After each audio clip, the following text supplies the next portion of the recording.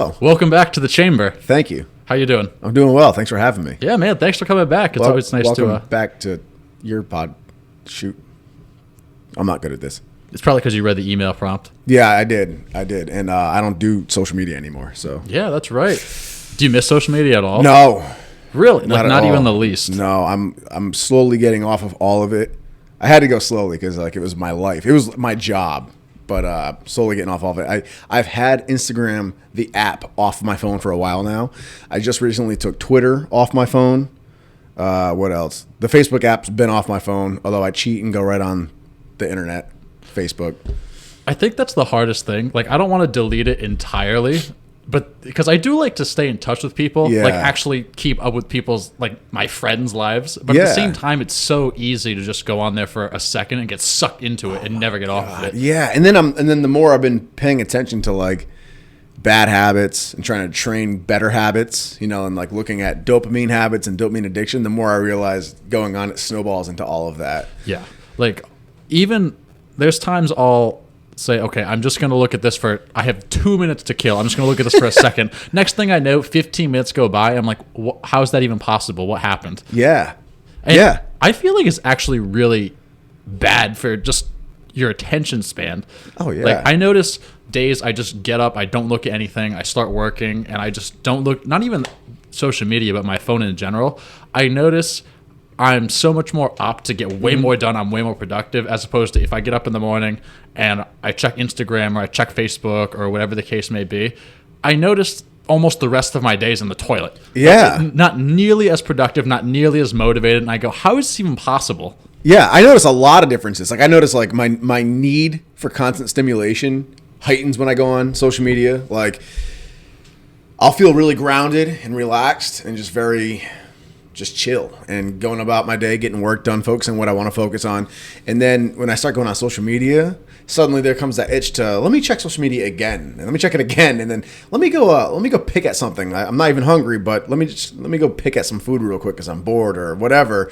Next thing you know, it's like let me go on TikTok now. Let me jump on a video game, and it's like next thing you know, I can't even sit still anymore. It like snowballs into like, and it's slow and gradual, but it's just like one scroll at a time. Yeah. But I've noticed and I've paid close attention to it. Mornings where I don't go on any social media, I'm very grounded and I feel very level-headed and very calm and relaxed to the core. And then the second, even if it's just, you go to use the bathroom and you scroll on your phone while you're going to the bathroom, the second I do that, it's like something shifts and it's like a layer of that groundedness just gets pulled away. And then every time you go on after, it just continues getting deeper and deeper and deeper. And then the more I've been learning about how dopamine works, actually, the more it makes sense, which is crazy. So I've been trying to get so far away from social media. And honestly, just because it was my job for so long too, it brings a lot of weird, I don't want to say anxiety. It brings like a weird kind of pressure to me. Like for a decade, I basically lived for other people. Even though I was pretty good at being myself in a lot of ways. Like obviously you have to be yourself to be successful on social media. People want to follow somebody who's interesting.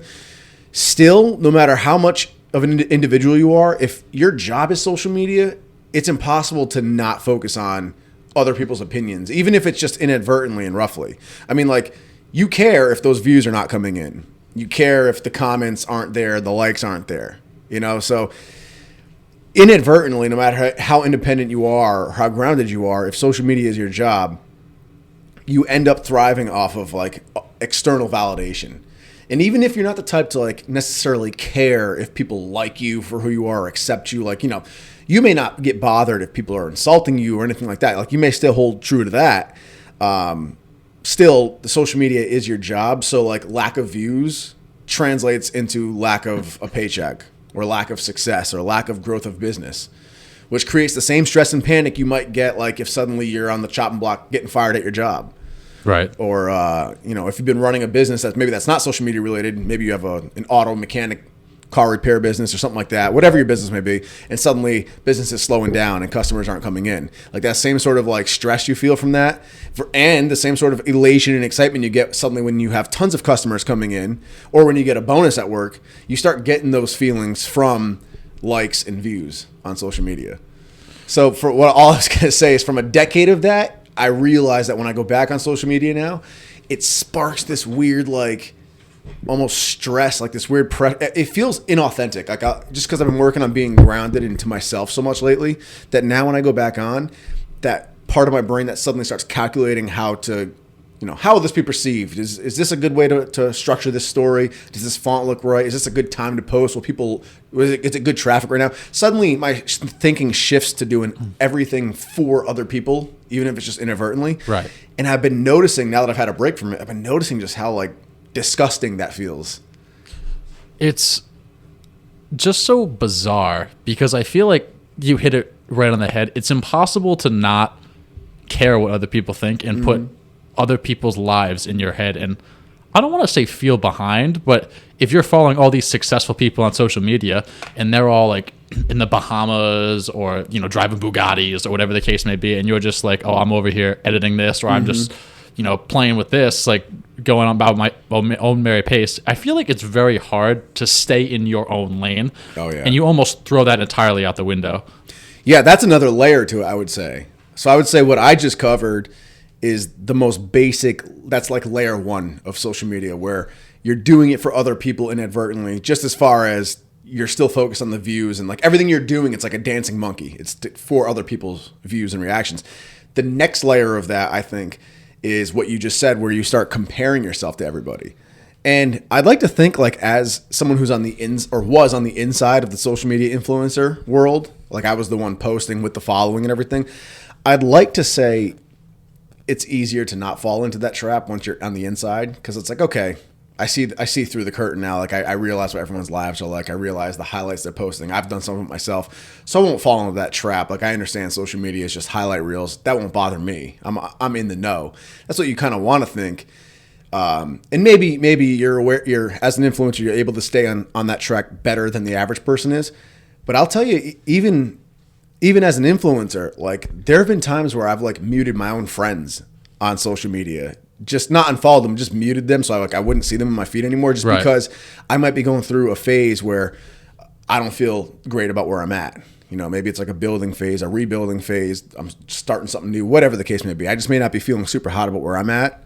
And that's okay. That's life, your ups and downs. But then I'll see some of my friends posting like this crazy new milestone in business, or getting all these, whatever, brand new views. And I'll just feel like crap about myself. So I have to go and like mute them, or just delete social media altogether. Instagram I think was the only one that really got to me like that. I think Instagram, I sought validation from the most out of all social medias. I can't really tell you why. I'm not sure why. Like, most people get bothered by Facebook. You hear about people getting off Facebook. It's so toxic. Facebook's never bothered me. Nor did Twitter or YouTube. But Instagram, though, I remember like I would really start to like let comparing myself with my peers really get to me and eat at me. And I start becoming very bitter and spiteful and negative in my head. And so that was actually one of the reasons, too, where I got off Instagram first, just because I'm like, man, that just sends me down a bad rabbit hole. I think Instagram is the worst for a lot of people because it's all pictures and videos, and no one posts any status or anything like that. No one really, I don't want to say post life updates, I guess, but there's no life updates in text form. You physically see what that person is doing. Facebook, I really don't like, because it's just, I feel like all it is now is just people complaining. Yeah. Whether it's political or whether it's, I don't know, sports. I feel like it's just really, in general, I feel like social media just has so much negativity tied into it. Man. Everyone has to argue about everything. Yeah. It's insane. Like, doesn't anyone have a conversation anymore? Yeah. What do you think social media means for society going forward? Because I don't think it's too late. Like, it's not going anywhere. I encourage everyone to start looking up dopamine and how it all works. And I sent you that video too. There's a video. Of course, I'm blanking on her name now. Do you remember the neurologist's name? Oh, I'm blanking on it because I'm classically horrible at names. I have it. I'll find it. The video though is called, just type in how I made dopamine my superpower. start there. It's a very easy to listen to video. It just kind of scratches the surface, but it gets into more content about dopamine than I ever knew before. And it really teaches how dopamine works. And a quick synopsis of it from a layman, okay, I'm not a neurologist, but the quick synopsis of dopamine is it's like a seesaw in your brain, and your brain always wants to keep that seesaw nice and balanced, nice and even. So when you do something that releases dopamine, the whole reason we have dopamine from nature is to motivate us to do things to keep us alive. Mm-hmm. Like they did an experiment where they removed dopamine from a rat, or they muted its dopamine response. And the rat wouldn't even eat food. It let itself starve. The food would be right there in its cage. It had no motivation just to go and walk to its food. It let itself actually starve because there was no dopamine drive to go and get it. One example, depression's a complex thing, but one part of depression can be like a lack of dopamine. There's a lack of serotonin. There's a lot of complexity in depression, but like one part of it will be that lack of dopamine too, and there's just no motivation to do anything.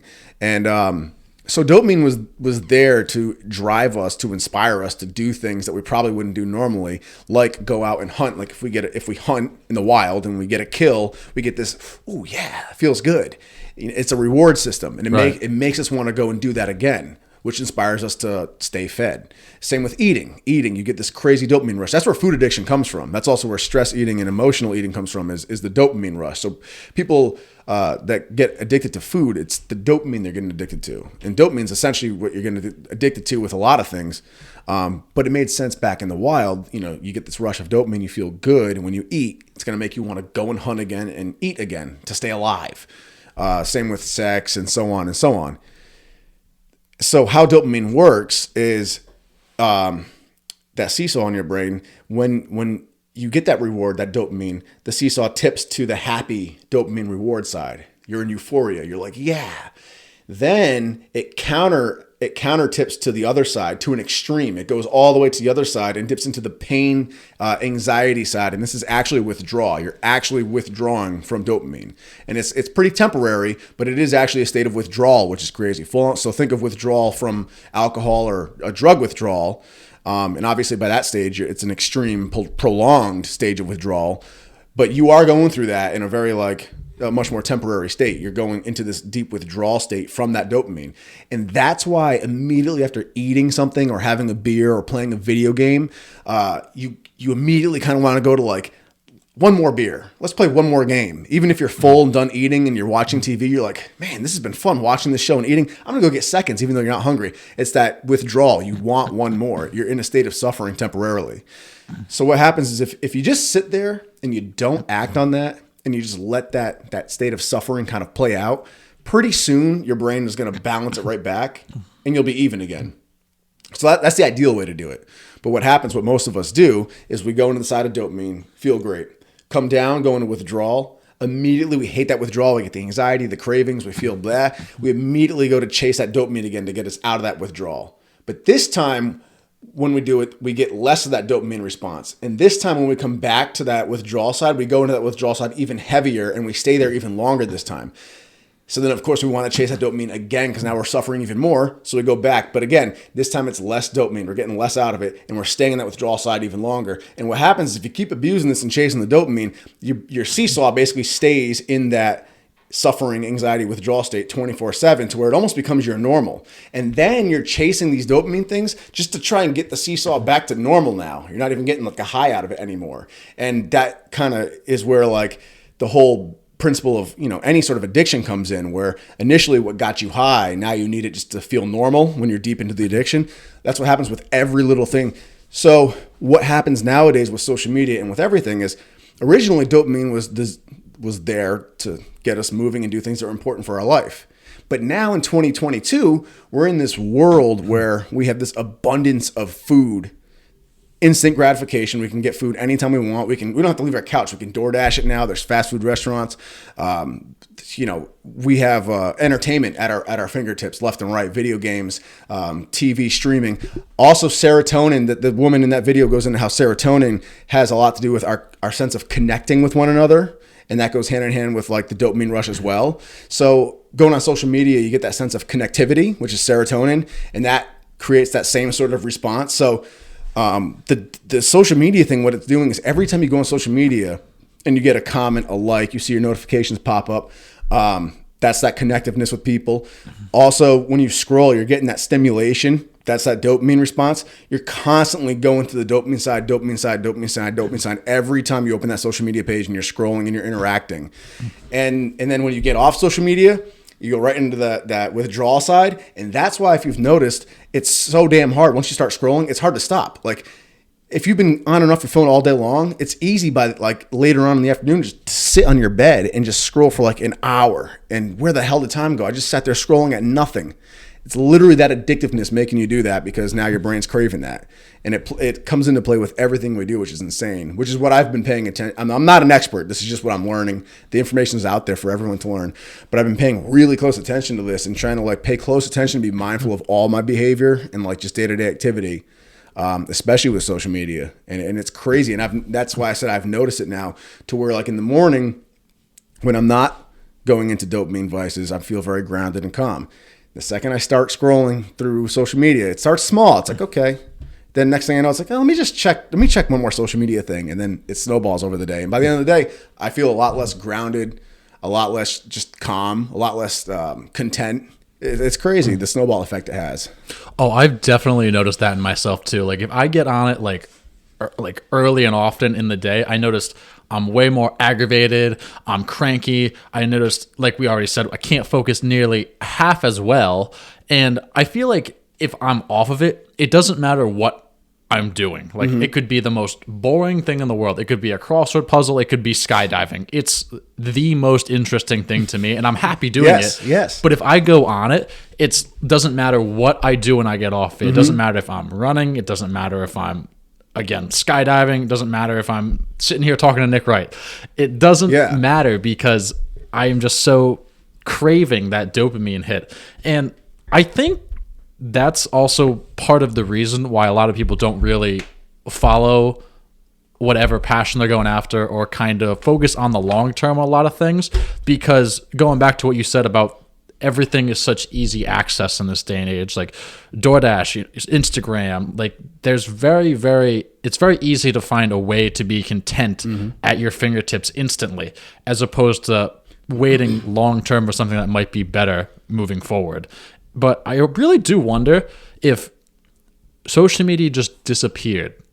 And there's obviously, this is never going to be proven, but if social media just disappeared, how many people that have anxiety and depression, I wonder how much of that would be solved.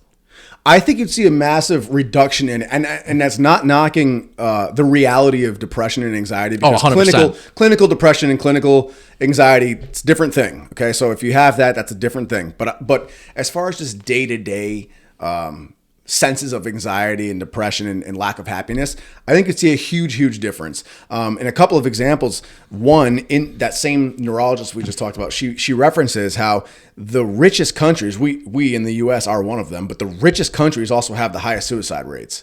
And people will make arguments about like disparity and differences between rich and poor, and those are factors, but a lot of it is just because we have the most constant overstimulation available to us at all times, and it just leaves people drained and unhappy. What's interesting is you can tell who is, this is going to be a controversial statement, this is me just kind of guessing this, but I'm going to put it out there. You can probably get a good idea of who's going through the most anxiety in the moment in a social gathering by who is on their phone the most. The one scrolling on TikTok the whole time during a social gathering, even just a family gathering, probably has the most anxiety going on right there. And the only reason I say that so confidently, they may not even have like any real anxiety normally, but they're probably creating it for themselves right there, just from that dopamine loop, because you feel uncomfortable, you feel socially awkward perhaps, whatever. Understandable. So what do? You don't want to just be awkwardly sitting there twiddling your thumbs, so you pull out your phone to try to look like you're doing something, or maybe just to entertain yourself, and then there comes that loop that begins, and it's crazy. But what you were saying too, though, is like, you can't, like, you can, if you're grounded and away from social media, little things can become fun, and that's been found too. If you spend more time willfully kind of in that pain side of the seesaw, but like in a natural, productive way, meaning you do little things that may cause a healthy discomfort for you, like staving off instant gratification. If you want something, make yourself wait a couple hours before you eat or something like that. Just little steps to stave off instant gratification, getting work done that kind of sucks because, you know, it needs to be done. It's the right thing to do. Little things that keep you in that pain side a little bit more in a healthy, natural way. It ends up giving you a more natural and more frequent dip to the dopamine side. So you'll end up finding joy in these little day-to-day things. And the more you dive into stimulation, the more you're in that withdrawal, the less dopamine you're going to get even when you go for dopamine things, which is why everything becomes bleak and boring. So yeah, I think if you reduce social media, and I'm not anti-social media because I think there's so many amazing benefits to mankind and civilization with social media, especially from like a business standpoint, but I definitely think it comes at a cost for human health. And I've actually talked to my cousin who's both a high school teacher and a college professor, does both. And he said he's noticed that the rare few kids that aren't on social media, they're the minorities these days, of course, but the few that are not on social media tend to be much, much happier and more self-content than all the other kids he teaches. And of course, that's just anecdotal, but it kind of makes sense. Oh, it 100% makes sense. I can definitely see that. And I wonder, I have this, I don't even call it a theory because it's proven, but what happens, like you said, it's more of a default. People just start scrolling through their phone. What I don't think people understand when they're working on, whether it's a project for school or a project for work or whatever the case may be, is if you just put social media away, not even social media, your phone, any sort of distraction that you're addicted to, it could be the TV, it could be anything, and you just sit there and think, and you might not even be doing anything. This can be in just not even for something for work. It could just be literally you getting up in the morning and sitting there on your couch and staring into space. Your brain's going to look for something to grab onto, and that's going to start giving you ideas. Like when I'm really struggling for an idea for a video or something like that, I literally just sit there. Like I don't do anything. I just sit there and my brain's wondering. And another thing is you can even do this while you're driving, just drive in silence. Yeah. You're going to notice like there's things I've noticed. Like I've lived here for probably about a year and a half now. And a few months ago, I'm like, let me try driving in silence. I noticed things I had never noticed living here for a year and a half, like street signs. I've noticed like landmarks. And I think if people just had that discipline to almost turn everything off and just be in the present moment and essentially delete everything, then people get a lot more ideas. Yeah. And I think they'd really find a lot more joy in day-to-day life. Absolutely. Yeah, I agree with you. And I think that part of that is just being mindful, which is another thing I've been working hard on, with meditation and everything, but just being mindful, just being aware of what's going on in your own thoughts, in your own mind. Are you trying to distract yourself? Are you going to instant gratification? And so, yeah, I've noticed things like that too, driving without music. Major experience. I mean, it feels so much better. And I think, and this is just my guess, just from what I've been learning, I wouldn't be surprised if even something like music, as enjoyable as it is, and I love music, I play music, so I'm not knocking music, but I'm just wonder if like it's another way to need constant stimulation at times, time and place. Sometimes it really is enjoyable to listen to music, but then I wonder if sometimes, like if you're somebody who you cannot do a simple car ride without music, you might want to take a look at that because that means you need stimulation. And then I wonder if you're constantly listening to music to have that background stimulation going, if that's not maybe starting to do the dopamine seesaw thing to you. And you never know, maybe by the end of that car ride of listening to music, maybe your anxiety is like slightly higher than it was. You're a little more tense than you were before just because you were going to that stimulation via music or listening to a podcast. I think those things are okay to listen to, but I think it's a matter of like, understanding, okay, are you listening to this because you actually are in the mood to listen to this song right now, or you really want to know what's going on in this podcast, or are you listening to this because it's too damn quiet and what else are you doing? You're driving, you have to listen to something. It's just what you do. I think that's when it's what the question should be. I find if you take, and this applies more to like podcasts and audiobooks, because music, I find if you're listening to the same songs over and over again, I feel like usually that doesn't do as much for you as maybe you think, other than just basic enjoyment. I try to make my car rides like as productive as possible and listen to something knowledgeable. Same, yep. Yeah. But I find if you just take a couple of sessions and not listen to anything and you jump back into it, you'll find that whatever book or whatever podcast you were listening to, you'll be able to understand it 10 times better just Yeah. from that little bit of a detox. Like, I mean, 2 car rides and you'll notice you're like way more locked in than you were before. True. So you're saying take a couple of car rides as an example, just to ride in silence for a Exactly. little bit, to like detox from listening. 100%. And then come back to listening. Yes. I agree. And actually, that neurologist said that as well. She said that that's exactly what you just said is what she found with podcasts and with even reading books. She's really smart. I read her book, and she was talking about, one of the things she talked about in the book is she had this client who was addicted to weed. She smoked every single day, and she said that's all. This goes back to the seesaw thing that you said. I think I heard this one. Yeah, all she said was she had to smoke. That's all that would help her anxiety. And she said to her, just stop smoking and essentially embrace the pain. She noticed at first it was next to impossible. Anxiety, waking up, anxiety, going to bed, like very, very, very strong anxiety. And then she found as time went on, she didn't really have anxiety. She was just craving that dopamine hit. And ultimately, it was cured just by stopping smoking. Right. Yeah, exactly. Yeah, because every time she would smoke, it would give her that dopamine hit to ease her nerves, and then she would go back into withdrawal, and then she had to smoke again. That withdrawal was the anxiety. I heard that as well. It's crazy how that stuff works. And it's what people don't realize is it's in day-to-day things, like little things. I mean, like, as silly as it sounds, basic behaviors like even like masturbation. I think she talks about sex addiction actually at one point, but I think like masturbation, especially for men. I can't speak for women. I don't know if it's a little bit different for them, but I know for men, a lot of guys will end up doing that when they're not even in the mood to. It's just like, it's a habit. It's night. It's time to do it. Little things like that. Eating when you're not hungry. Like picking at food, stress eating. That's another same way of doing that. Video games, watching things, listening to things for background noise. I mean, just little activities. So it's interesting with these little things. Something as simple as you think you're hungry, but hold off actually. Wait until a certain time to eat. Right. You know, you're not going to die. So just wait, see if you don't notice a difference. And you might note and see what you feel. If you next time you want to go on your phone, you pull out your phone, make yourself stop for a second and put that phone down. And you might feel real uncomfortable for a little bit and just sit with it.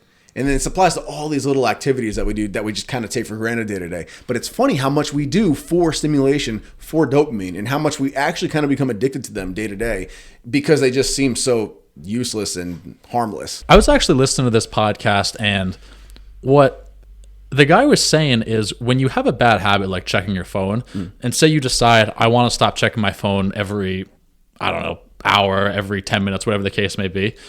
And naturally, you're not going to be able to just turn that off. You're going to, like, you know, get that like false sense of vibration. You're going to check it out of habit because your brain's not even going to think twice about it. What you should do is say you want to stop checking your phone and you pull it out and you check it and you're like, oh, shoot, I just checked my phone. Put it away immediately. And immediately after you're done doing that, partake in some other good habit that you want to do. So whether that's maybe like push-ups, or if you want to start drinking more water, drink a glass of water. And eventually what's going to happen, if I'm remembering this correctly, is that bad habit of checking your phone is going to be replaced by the good habit. So eventually you won't feel like checking your phone. You'll just drink a glass of water, for example. I thought that was really unique and a really good idea. That's a cool idea. You know what's funny is I guess I've inadvertently kind of done that now, but I didn't go about it with that way because for me, and I'm not arguing, I'm just thinking out loud. For me, one thing I didn't want to do, I don't know how to word it exactly. I like that idea, and I think that's actually a good place to start for a lot of people. And that could be a great way to handle like really serious addictions, like, well, I shouldn't say really serious, but the heavier day-to-day addictions like the phone, like social media. Yeah. Like that might be a great way to start something like that. But I also wanted to get to a place where I could become mindful of what I was doing and essentially just learn to sit with that discomfort, that anxiety, and just kind of let that habit dissipate altogether, instead of just switching it over to a different habit. Because even though I do like the idea, you know, if you switch to a productive habit, then that's great. I mean, because we are creatures of habits. So we're going to get addicted to everything, even if it is good. Even our good habits that are productive are probably some bit of an addiction if we were to really break down our activity with them. So I think that's inevitable to do that. But also I really like the idea of, like, I didn't want to just escape from whatever it was I was trying to quit. Right. And I'm not saying swapping it for something productive is escaping. I think that's a good method, and I think that could probably be a good method for certain things. But I definitely also think it's important to, like, just be mindful and be aware and make sure you're not just escaping from it, you know, because if every single thing that you don't like doing, if you instantly try to swap it out for something productive, Are you still going to feel like a monkey on a string at the end of the day? Maybe, because then it's like you still don't have that free will to be grounded. It's like the second that urge comes on, it's like, oh, now I have to go do this productive thing. And then like it could still end up kind of running you in a way. It's like, oh, we're having a date night dinner here.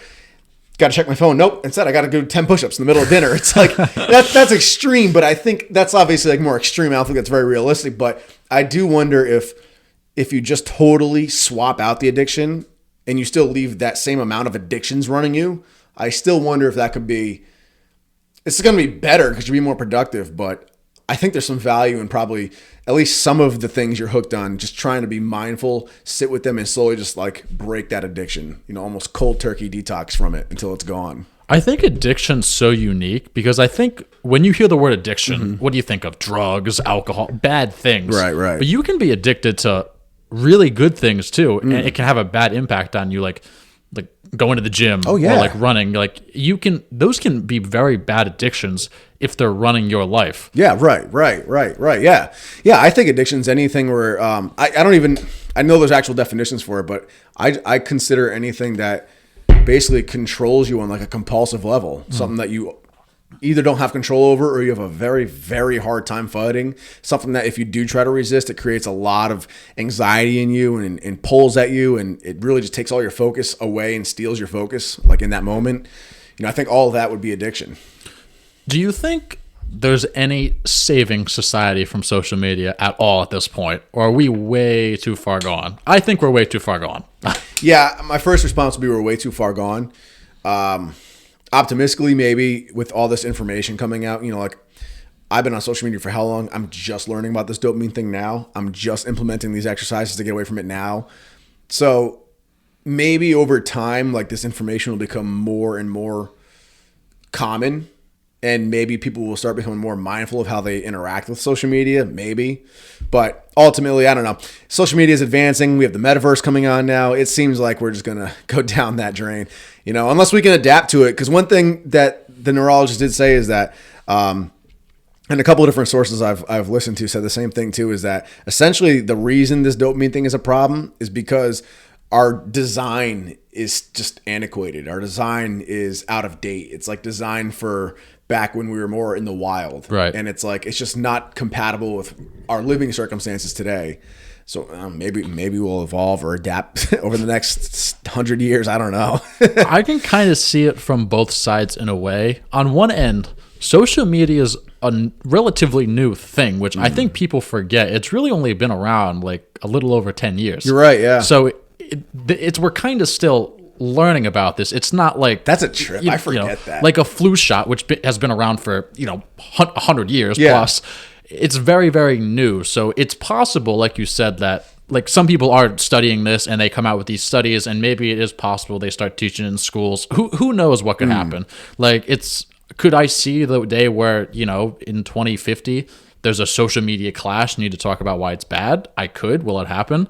I can't see that right now, but you'd have told me, if I was around 30 years ago and you'd have told me there's going to be this thing called the internet, it's going to be the next big thing, right? And it's going to save everyone when coronavirus comes out, I probably would have been like, dude, I don't know who the hell you are, but you're crazy. Yeah. On the other end of things, I feel like it's almost impossible because social media doesn't do things for just entertainment purposes.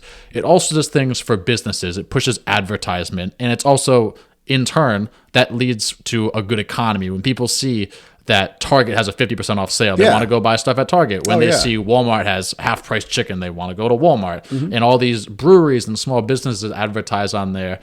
When you look at it like that, especially with America being more capitalistic, it's hard for me to wrap my head around that and just say we're going to be able to save ourselves. Yeah, oh yeah. Here's my take on the whole thing. I guess if I were to sum it up, I'm not anti-social media at all, despite me moving away from it. I think social media is a beautiful thing in so many ways. I think people that say social media is purely bad are being very narrow-minded or very biased. Because, I mean, all the reasons you named. I mean, everyone complains about how, like, bad times are now. And yes, of course, like, right now specifically with, mandates, shutdowns, all this craziness, yeah, okay. So like the last couple of years specifically have been pretty rough, but I'm talking like time periods of history, like the last 10 years. have been actually amazing. Like, you can create your own business from your phone now. You don't have to go out and try to get the money for a brick and mortar shop anymore. You can start your own e-commerce business right online. It's a beautiful thing. I mean, you got people who are generating careers, getting famous, being influencers, who in the past wouldn't have been able to do that. You got musicians now able to blow themselves up without having to get a record deal or get radio play. So I think social media is an awesome thing, and you can stay connected in cool ways. We don't need high school reunions anymore. I follow everybody I went to high school with on Facebook. We can be interactive with our family. So there's a lot of good in social media too. What I think it comes down to is individual people needing to handle themselves better. And I don't blame the people. I think the information is just not out there yet. It's akin to almost saying, are bars and liquor stores deadly for us in America? Inherently, bars and liquor stores are not. I mean, you and I, we enjoy going to a good brewery or getting a couple of drinks at a bar or whatever. It's fun. Or go to the liquor store, grab whatever, bottle of wine. Like, for us, that's a cool thing. I'm glad they're around. We have fun with it. And you and I stay pretty balanced with that. Mm-hmm. Of course, other people are not balanced with that, and they'll go and abuse that. And they can go down dark paths from that. And I'm not making light of that at all. But what it comes down to, I think, is inherently, you can't say like bars and liquor stores inherently are bad or cause anything. It's people's self-control or lack of self-control that end up leading to good or bad results with them. And I think social media is the same sort of thing. Hence the dopamine thing. I think if you can be aware of the effect social media has on you, social media, again, with the dopamine, it's essentially like putting people in a bar with free drinks. It's like letting you set up shop and live in a bar rent-free year round with unlimited free drinks. You're going to get a lot of people who know nothing about alcoholism, addiction, limitations, balance, who are going to, oh, this is cool. Drink. This is fun. I'm having a blast. Next thing you know, they're hooked on it. They've developed alcoholism, whatever the case may be. Then you're going to get some people that like, I like this in moderation. They stay balanced. It's going to be a free-for-all. But imagine if that was the case, where liquor stores and bars were totally free and they were right where we sat and lived. We didn't have to drive to them. We just lived in them, and they were all free year-round, never ran out. That's what social media is. You have this constant source of dopamine, and it's free, and you don't have to leave your couch or do anything to get it. And we're just swimming in it. So if you can be aware enough of that, of the repercussions of that, if you abuse that, to balance yourself with it, you're going to be fine. And if you can use it for productive things, you're going to be awesome. But if you aren't aware of the effects that can have on your mind, then you're going to go down a bad road with social media. You're going to have that unlimited alcohol, so to speak, via social media. The difference, though, is social media, liquor stores and bars, I said, aren't inherently bad. However, I don't know if there's necessarily inherent value they add. I'm sure you can make an argument, for the economy and the amount of money they bring in, perhaps. But other than that, I don't know if there's any inherent value to them for the average person either. They're just they're what you make of them. Whereas social media, I think, has a lot of inherent value to offer through ways of networking and business, like you said. So I think social media can actually be a really good thing, but I think people need to be more aware of it. So I think it comes down to the person. And I think people just need to, that information about dopamine especially just really needs to be spread, and people need to become more aware of it and be more aware of how they handle themselves with social media. I think you're completely right. I think it just comes down to, all right, we're giving you this information. You can make your own decision of whether you want to live this life or whether you don't want to live this life. But you need to be aware of this. It's just like everything else you learn in like health class and gym class in school. Like, you should do this. It's proven, but you can do what you want with it. And how many people would still do it? I don't know. I feel like most, because I see tons of people, like, I'm sure, doesn't take a rocket scientist to know that exercise is good for you. How many people exercise? I mean, probably not as many as do as they should. Same thing with food. We know the value of eating right. We know the value of eating healthy. We know the value of watching what you eat. How many people go eat McDonald's more times than they should, or spend nights out eating pizza, or still go out drinking all the time, every single weekend, multiple times a week, several times a day even, which is kind of scary to think about. Probably more than they should. Right. You dealt with social media a very long time, more than most have. And it kind of blows my mind how long you've been on social media, because you've been on social media before I even knew what social media was. Did you ever wish in any time in that time frame that you had a 9 to 5 or just like a regular job where you could turn your brain off? Yeah, yeah. There'd be moments, usually during moments of fear, I would have that. Like with anything in life, whenever we're afraid, we tend to want comfort zones, and ideally you recognize that and you don't let yourself go back to a comfort zone. Often a lot of people do let themselves stay in comfort zones. But yeah, that would be an example of that, where there'd be a lot of times where, being on social media, making a living through that was at times the best thing in the world. It's an experience I wouldn't have traded for anything. But there were definitely times where it was terrifying, just trying to think, of how am I going to keep this going? How am I going to expand from here?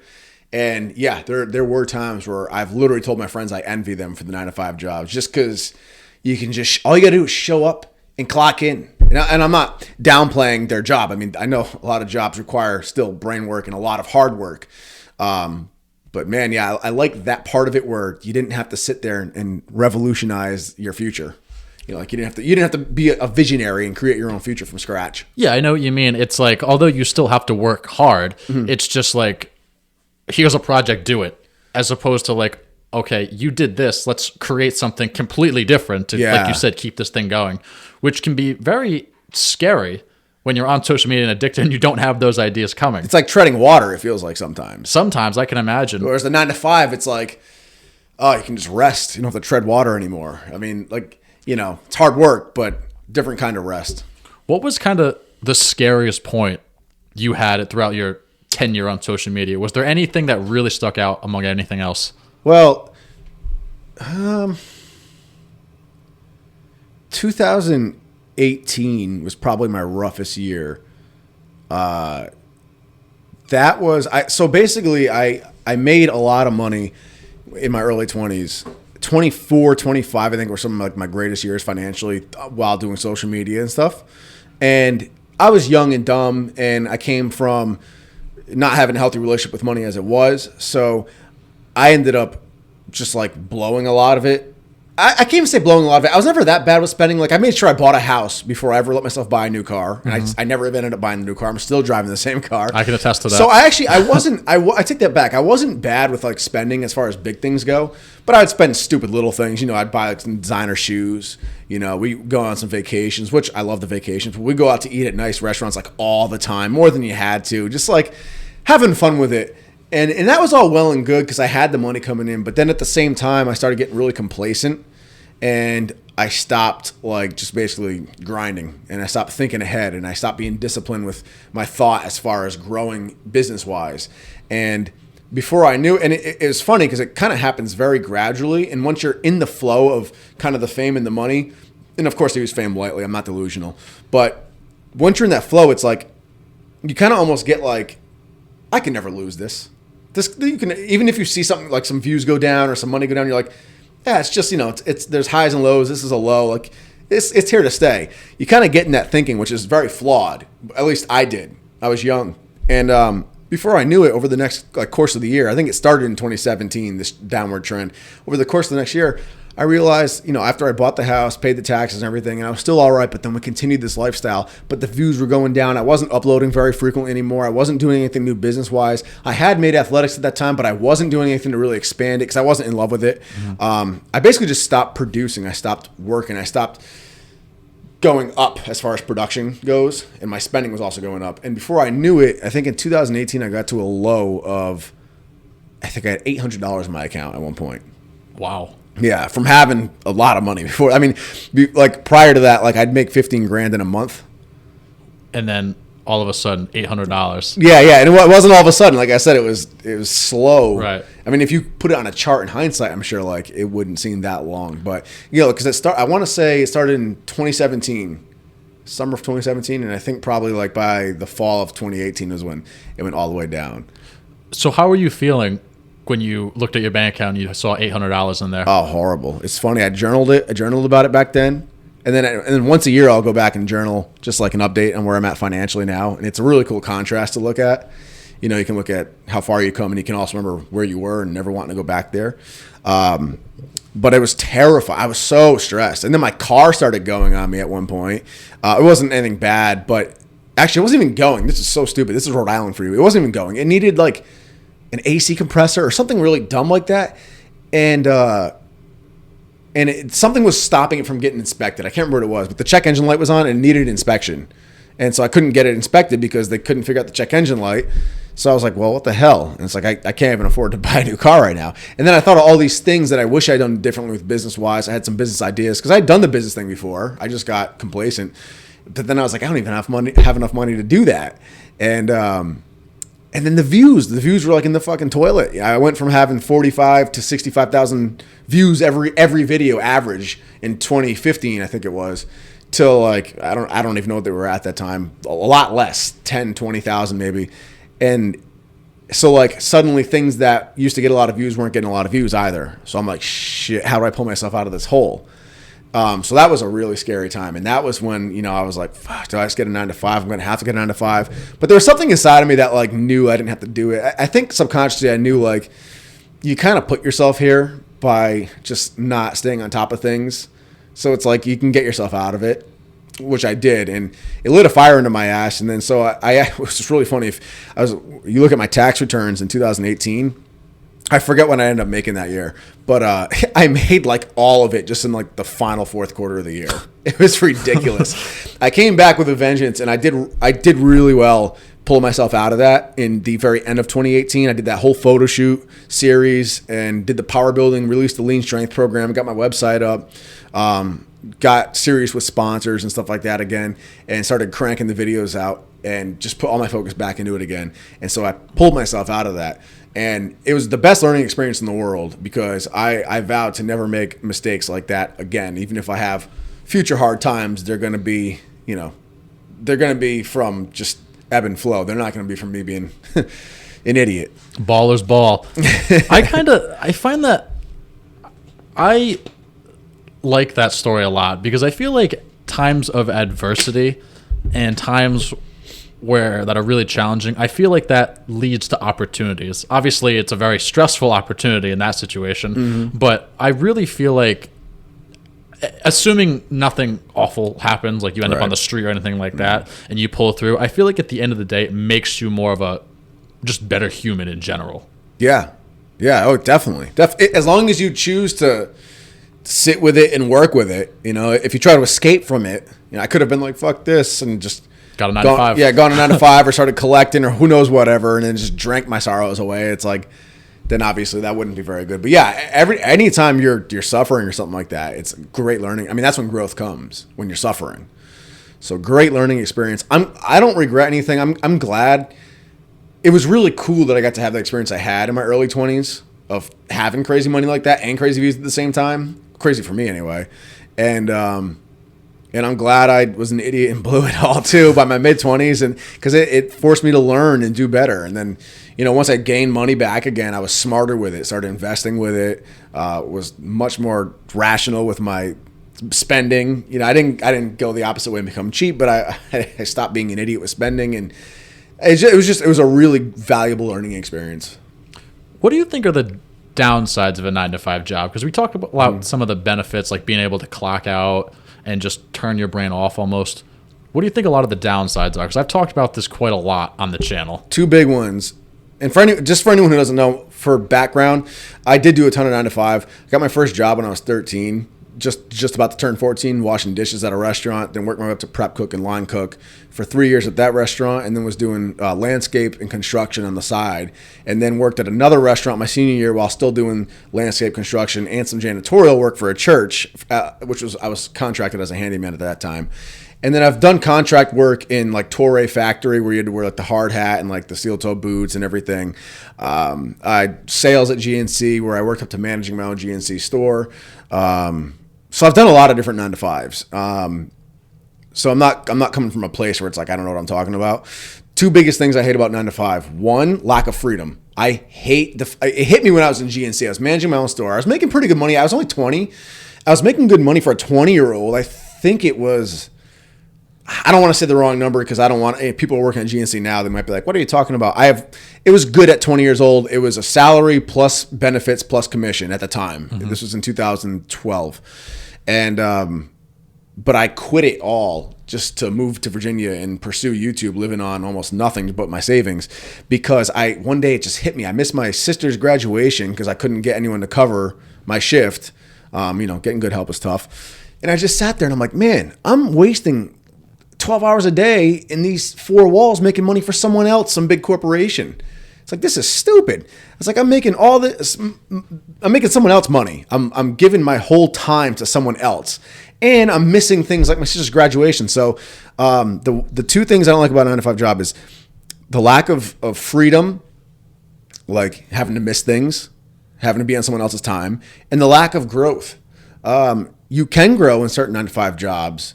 I never worked in a job GNC Corporate had some growth, but I made a lot more money, a lot faster, and in a lot cooler ways doing what I was doing with the YouTube business than I ever would have in any 9-to-5 job that I pursued.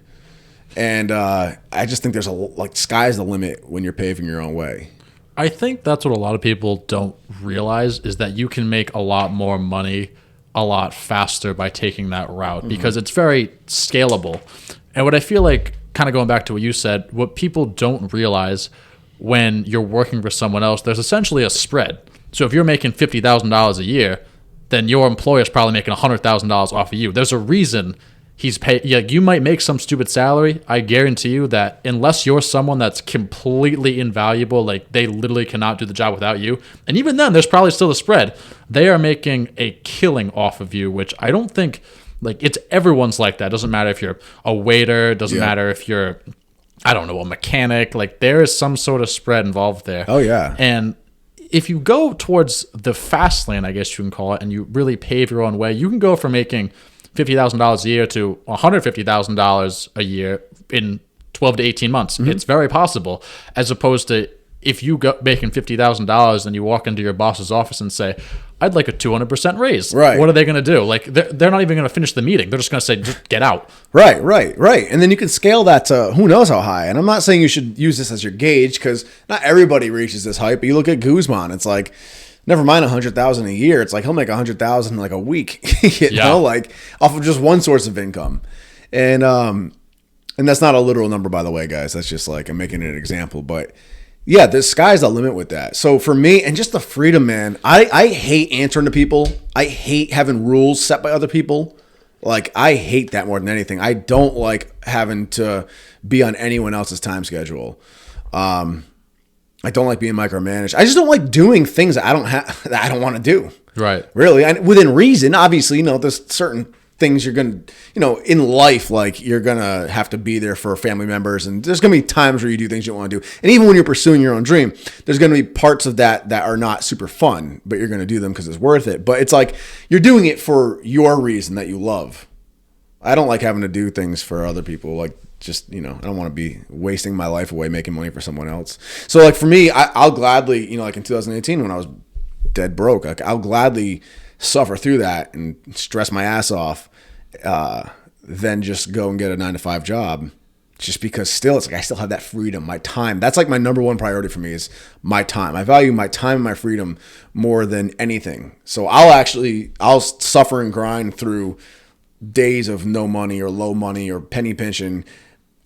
If I get to do it on my own time, on my own terms, I'll gladly do that and work towards something bigger eventually than give up my time and have to be on someone else's schedule for a steady paycheck. Oh my God. The thing that really bothers me about the 9-to-5 job, well, there's a lot of things, but the thing that really bothers me is you got to take time off for things you need to do. All right, I got to go to the dentist. All right, just use 2 hours vacation. So I have to give up a quarter of a day where you only get 2 weeks a year to do something that every single person on this planet should probably do. You gotta imagine if you get a doctor's, a dentist appointment, and then some other random event like your son's graduation in a single week.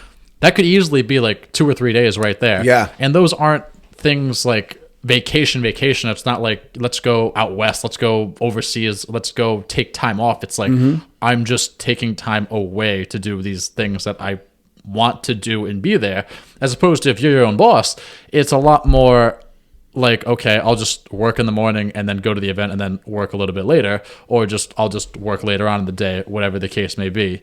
And I don't see why more jobs aren't like that, to be honest. Obviously, sometimes you have to be there at a certain time for meetings, and that kind of goes with, I feel, everything to some degree, unless you're strictly doing it by yourself. But I don't understand why this world has very strict hours like that. And then I don't understand why so many people are okay with trading 5 days of their life where they just bitch and complain and trade that off for 2. Yeah, that last one's an interesting question. That's a tough one. Like, I don't even know what the exact answer is, because like I recognize the fact that like I'm probably just like a lot of my own unique traits are probably what led me to pursuing the lifestyle I've pursued. Like no one else in my immediate family is self-employed. They do well, they do very well, but they're just not self-employed. And they seem like, I think they all love what they do. So that's beautiful. Nothing wrong with that. But whatever, something about me made it so I didn't want to do that. And I felt confident enough just to dive in. I can't answer like what that would require really. Like it's scary. The idea of not having that sense of security is definitely scary for people. And it's just really normal too. I mean, it's just normal. You grow up, everyone everyone around you is go to work 5 days a week. People brag about working more hours. Like I worked 15 doubles in the last 4 days. Like you're bragging about losing your time. Yeah. I mean, it's like, it's wild. I wonder if remote working from these lockdowns are going to start changing and shifting that dynamic a little bit. But all I'll tell you is one of my biggest goals in life is to never have to go back to a 9-to-5 job. I don't feel I'm above them. If I ever had to, I would gladly do it again. I actually did like working with my hands, but I really value my freedom of my own time above all. Like I will gladly, as much money as I've made in different stages of my life, I will gladly go through a period of time where I'm making less than I could be making at a 9-to-5, but I get to do it all in my time. I don't ever have to ask a boss for time off to go and do something. I don't have to be at this spot by a certain time of day. I don't have to I like doing things that I like doing for myself, for my goal at the end of the day. So I'll gladly sacrifice money if I have to for a stretch of time over, the sense of a secure paycheck. Mark Cuban said it best. He'd much rather work a $50,000 a year job working for himself than $100,000 where he's working for someone else. Absolutely. I'll make $20,000 in a year for a stretch of time if I have to. If you sat there and you said, "Hey Nick, all right, you got a good plan. Maybe you can make this thing $1 million business idea one day, but for the next foreseeable 2 years, you're going to have to scramble and make maybe $25K a year just for those 2 years. Or I can offer you this 9-to-5 job that's going to pay you $150K each year with benefits." I would actually turn down the $150K with benefits and go with the $25K for those couple of years, because man, my life would just be so much more fulfilled. Even if I'm not making that much money, I know eventually the money will come. If you stick to something and you have a plan, and you have a goal, you're going to end up manifesting it. You're going to build that into something. And in the meantime, I'll budget. If I have to budget, be tighter on budget, so be it. But man, I'll have all my own time. I can do whatever I want, whenever I want. And everything I'm doing is for my own ideas, excitement, and passion. There's not one thing I'm doing because someone else told me to do it. Availability is the best ability, if you know what I'm saying. Let's talk about relationships in business now, because this is something I'm really interested to hear your take on. What's it like being in a relationship or even starting a new relationship while you're owning your own business? That's actually a good question. Ariana actually did a really cool blog post on her perspective of when we started dating, because I was already cruising in my career. I wasn't at the height of it yet, but I was still like doing my thing full time and traveling and stuff when we started dating.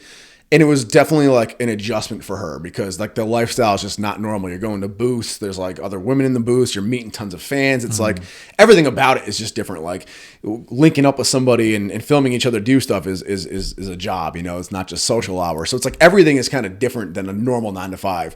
And that can be like, whoa, shock value, a major adjustment. So I'll send you the link if you want to put that link in the info box for people to check out. Oh yeah, I was going to say that. Absolutely. Yeah, so that link will be in the info box below. That's actually Ariana's perspective. She now does her own thing as well. She's running her blog full time. So she too is doing my sort of thing now, where she's made her own way, which I love. And I'll get into how that's important in a second. But when we began though, it was interesting because she had a 9-to-5 job and I was doing my thing. And it was a crazy adjustment for her. So she wrote about that. And I think that perspective was actually really cool to read. for me, I'll say in general, it's really, really important that if you are someone who is pursuing your own thing, self-employed, whatever it may be, you need to have a partner who has something they're focused on, something that they love doing for themselves. That is so important. It doesn't have to be the same thing as you. It doesn't have to be monumental either. They don't have to be a CEO or an entrepreneur. It could probably even be like a good hobby or something like that. But it needs to be more than just like a little side hobby they dabble in. Like, it needs to be something they're really passionate about. Like, that is the most important thing in the world, because I've found without that passion, I think this goes for all relationships actually, even if you work even if you have a very normal, non-exciting life, I think what I've witnessed is if one person has something that they love, a passion of theirs that they focus on, and the other one doesn't, the one that doesn't ends up making the relationship their focus and their passion. And they become jealous, they become insecure, they become possessive. And it's not always like this. And maybe it comes out in other ways other than that. Maybe they don't become those traits, but they might become slowly more unhappy with the relationship. Maybe they end up finding someone else. I've seen a lot of people end up cheating because they felt lost. They felt like they had nothing going on and their partner had a lot going on. So they end up getting caught up, in some fling on the side because that's what made them feel excitement for the first time in a long time. There's no one thing that's going to come from it. But what I found is if one person has a passion they're focused on, passion, I think, is the biggest key to fulfillment in life. I think passion, I'm not talking clinical depression. I respect clinical depression. Again, that's chemical, that's different. But as far as like the day-to-day depression, like the way people throw it around, as far as just being unhappy and kind of miserable with life, I think the cure for that is passion, having a passion in something you get out of bed every day for, something that you're excited about and constantly thinking about, something that you can constantly progress in. When one person has that, they're going to be very fulfilled. They're going to be very confident in themselves because they're happy with their life and what they're doing. That's their love. And they can share that life with someone else, and that makes them ready to be a good partner. If the other person doesn't have that going, it never works out. So your partner has to have something they're focused on. And it doesn't have to be, there's no rule for what it is. It can be small, it can be big, but it has to be something they're into. And it can't just be a little filler activity. You can't be like, oh, just go to the gym, honey, or, pick up bowling or something like that. Like that's an activity. That's not a passion. That's not going to do it, But if she's going to the gym because she's obsessed with, maybe she wants to compete in bikini or something like that, just making an example, or she wants to become like a professional bowler or something like that, and gets on a team, like that's a little bit different. That might be a passion for her. There's different examples, but that's the biggest thing. They have to have a passion. Then they can grow together, and each person will be so fulfilled and focused on their own path individually that they'll also be able to be a partner and grow together healthily, as partners. I was talking about some with this the other day, and I think you guys are a good example of that, obviously, but I think Christian and Heidi are even above better examples than that. Yeah. Because Christian, I don't follow him too closely anymore. Granted, no one really does because he doesn't post anything ever. But he's obviously, you could say you put a lot of work into this alpha lane. I think that would be considered an understatement. Oh, yeah. So the fact that Heidi was able to, I don't want to say put up with that because that sounds bad, but you get what I'm trying to say. Yep. Like go through all that with him, I think says a lot. She's interesting too because they're a great example because she is literally like a female him.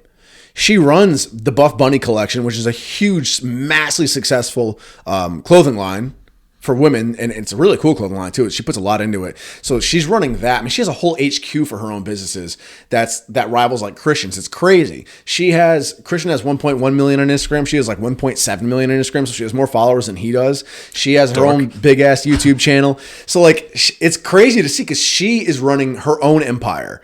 So actually, what I'd be curious about. So this is like where it flips, and I'm curious now.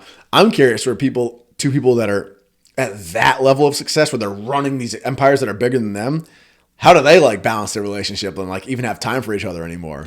That would be cool to know. That would be so interesting. And I thought about this, and like we've talked about me somehow one day getting in touch with Christian, having him on the podcast, but I think Heidi would be almost just as interesting to sit down and talk to. She's so nice. I've been trying to tell because Ariana and her are really cool. They've chatted a lot in the past, and I've been I've been telling Ariana I would love to see like Heidi on the blog one day or something like that. Like those two chatting about that sort of thing. I think that'd be like cool as hell to see. That'd be awesome to do Yeah. like some sort of interview and sit down and be Yeah. like, this is how Heidi deals with someone in their own relationship. Yeah, That would because be really awesome. she's both of them actually are oddly nice people. They're like Oddly nice. It's odd because you don't usually see people that are genuinely that nice all the time.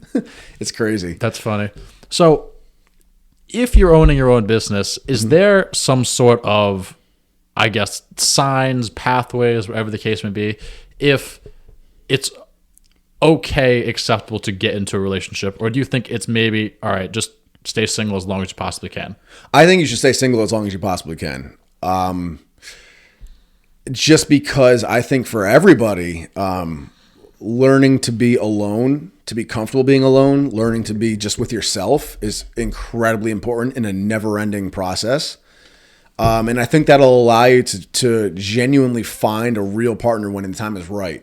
If you don't give yourself that time to be alone and even kind of suffer through that loneliness for a while, you're more liable to kind of force seeing things in people as good or as compatible, and maybe they really aren't. You know, like you're more likely to end up dating somebody who, in hindsight, you're like, I really shouldn't have dated them. I've been there. I think most people have been there. The more time I spent alone, the better I got to just be comfortable with myself and really know what I wanted and focus on myself. Again, coming back to that passion, focusing on yourself. It's like that old cliche, like love will come. Well, you'll just kind of stumble into love when you least expect it. Like once you stop looking is when you'll find it. I really think that's true, and I don't think it's anything magical or voodoo or mystical. I think it's really just a matter of like when you're desperately trying to find something. It's usually because you're trying to fill something in yourself with it. Like you're looking for external validation through a relationship, even if it's just that you're lonely and you don't want to be lonely anymore. And that's going to lead you to like desperately settle for less, like settle for the first thing that comes along, or even if it's not the first thing, you're not going to go for the best thing. When you become really comfortable at just being alone, and be comfortable with feeling really depressingly alone at times, that comes with it. But when you feel okay with that, and you've really fallen in love with the process of whatever it is you're passionate about, and that's your fulfillment every single day, it's like you're going to glide by all those bad mistakes, and you're not even going to notice them.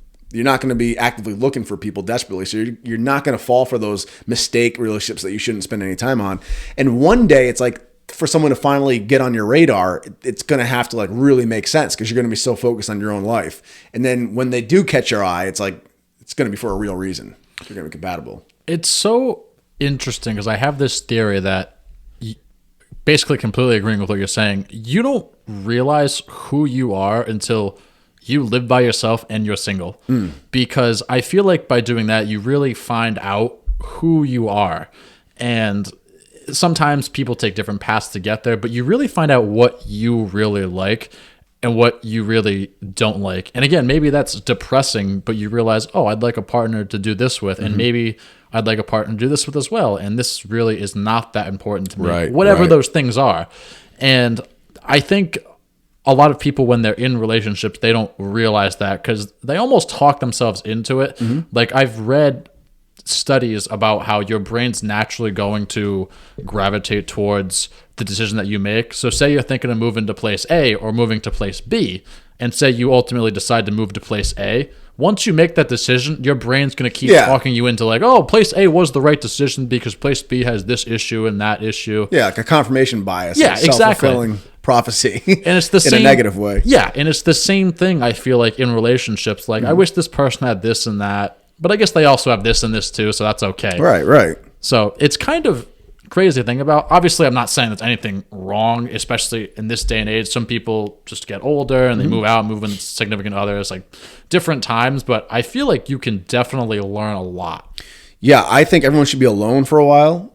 And then what the cool thing I found is once you do that and you do find someone who's good for you, then you're going to go like the first wave of really learning yourself is by being alone. The second wave is with a good partner who helps you learn more about yourself. So like in 2012, I went and moved to Virginia where I knew nobody besides my cousin, and I was very alone, and I didn't do any dating or anything like that. I just wanted to just totally spend time with myself, and it was tough at times, but it was amazing. It was one of the best learning experiences I had about myself. But now, even at 30 years old, I just turned 30. I just turned 30 several months ago now, but almost 31. no. But now, dude, like I've had more growth this past year, I think, than I ever have before. And Ariana's actually been one of the biggest helps for it.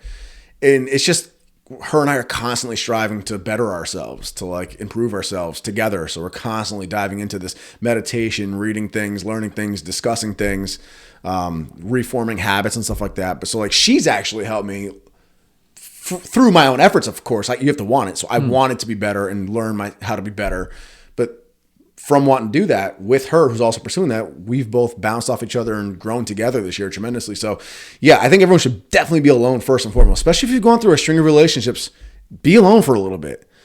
That way you can know yourself to find the right person. And then once you find the right person, you're probably going to be impressed with how much you learn yourself even more by being with someone else who's also trying to grow and progress. So it's pretty cool. And I also want to clarify too, you're not going to go through this phase of being alone and focusing on yourself and find the right person, and then it's just perfect from there on out. I mean, humans are crazy complicated people. So like, even our relationship is fantastic, but we've had like our rough patches way back in the past. I can't tell you the last time we fought now. I mean, it's been like, for like the last several years, I don't think we even fight anymore, but we've had our rough patches like crazy back in the day. We've been together for 8 years now.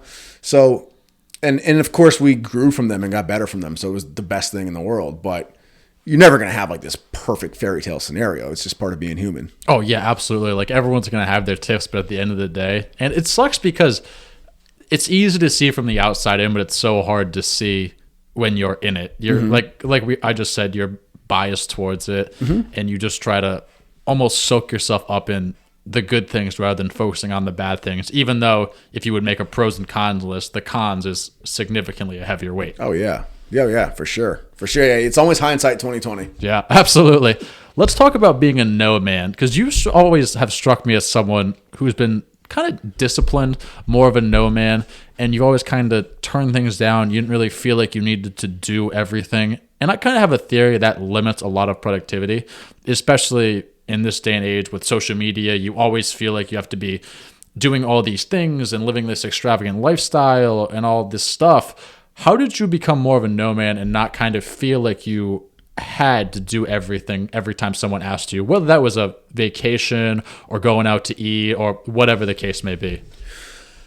So I think just by nature, I'm a little bit more like that by default, because like I always had like a bit of social anxiety as it was. So I think in the very start, it wasn't anything very like valiant of me. I think it was more just like I'd look for any excuse not to make plans or see people because I just didn't like being around people, which is not really that's not anything awesome to be like. That's not healthy to be like that.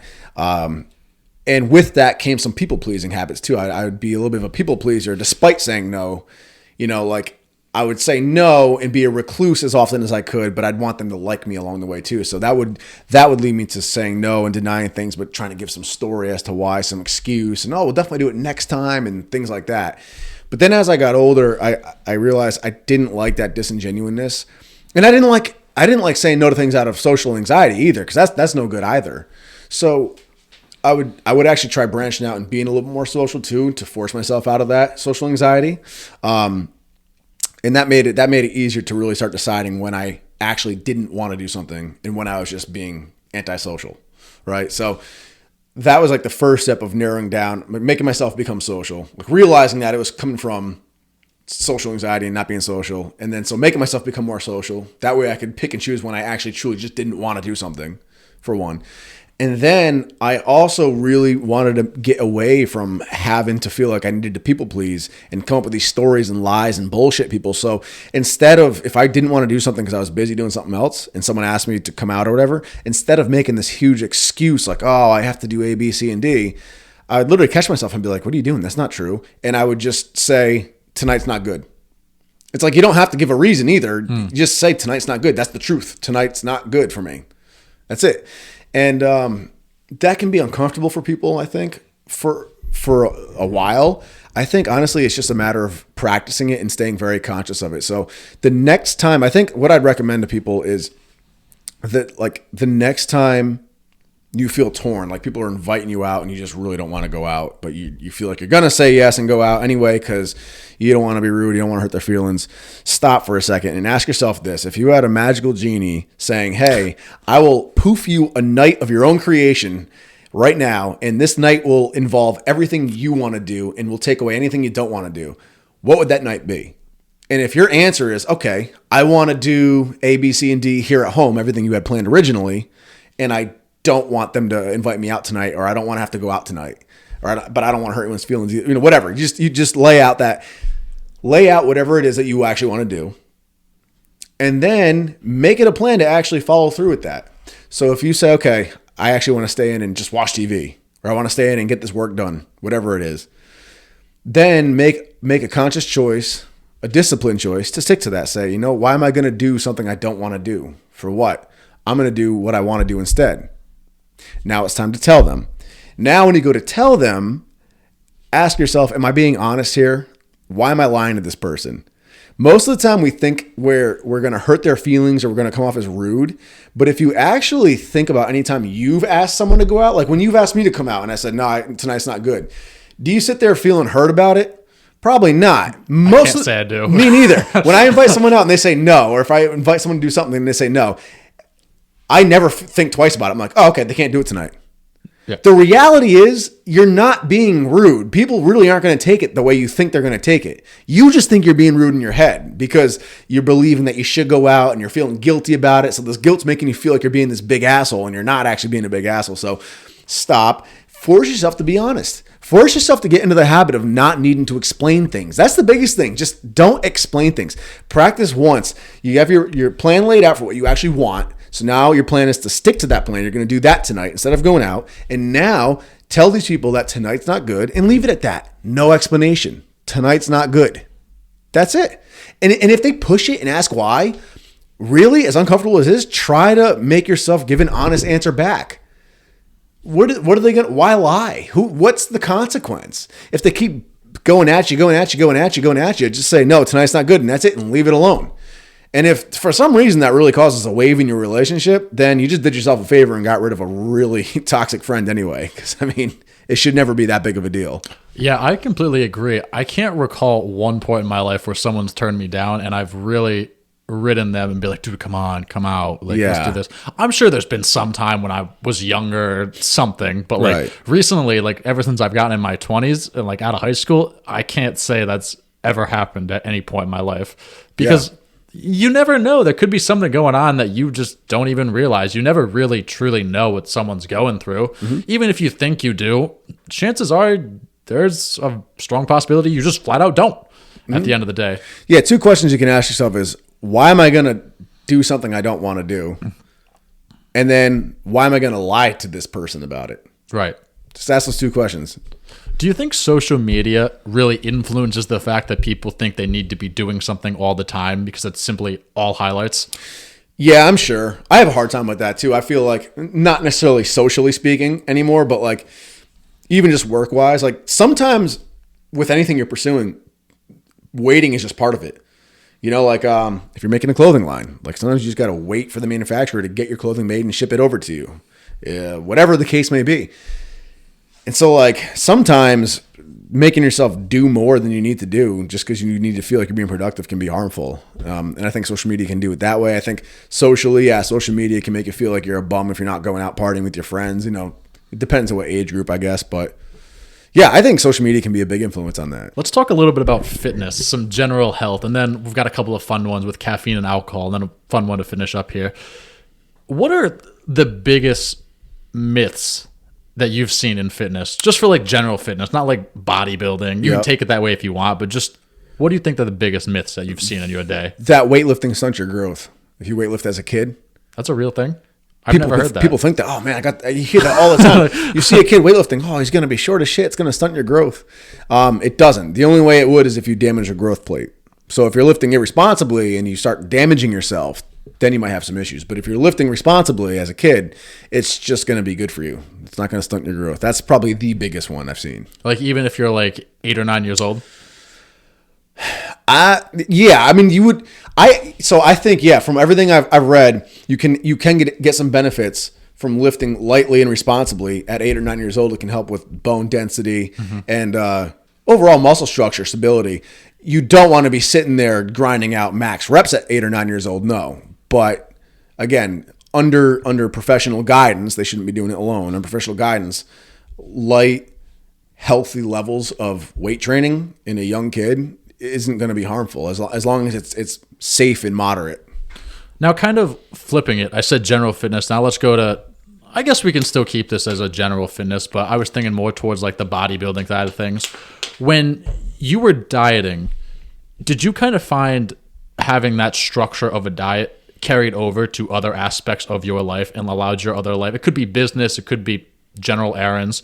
Do you find that other aspects of your life were more structured as well? Yeah, I found some carryover to that, but actually, funny enough, I found more carryover from being disciplined on my powerlifting programs. Really? Yeah. Maybe it's because I did dieting since I was like 14 or whatever, but like the programming, your coach gives you this program, or maybe you design your own programs, and you have something new to do every day, every single week. And it's all, each week ties into the next week, ties into the next week. And it's all leading you up to this big lift. And if you don't follow the program to a T, if you don't do the exact amount of reps, the exact amount of weight, the right accessories, and you don't do it on the right days, the right amount of weeks, you're not going to be able to hit that goal weight at the end. And you do this over and over again until that goal weight moves up and up and up over the months, over the years. And yeah, that showed me more than anything. It's like, wow, okay, following a plan consistently, staying regimented, you can go crazy places by doing that. So I've actually used that to tie into a lot of things with business and everything else I do now. Kyle and I were talking about this last week. Powerlifting in general, he made this analogy and I thought it was really good. It's kind of like building a house or a wall. Like when you first start, you might see, all right, 1 brick down, 2 bricks down, 3 bricks down. You're not going to notice anything. And the same thing with powerlifting, 1 session, 2 sessions. Probably not too much is going to change, but eventually you keep planting those bricks and all of a sudden you got a wall. Yeah. And you got 2 walls and then you have a house.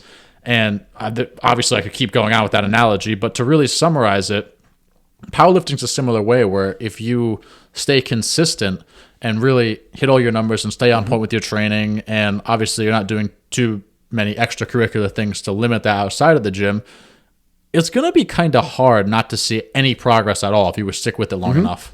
Yeah, so that's a great example of it, that consistency and progress.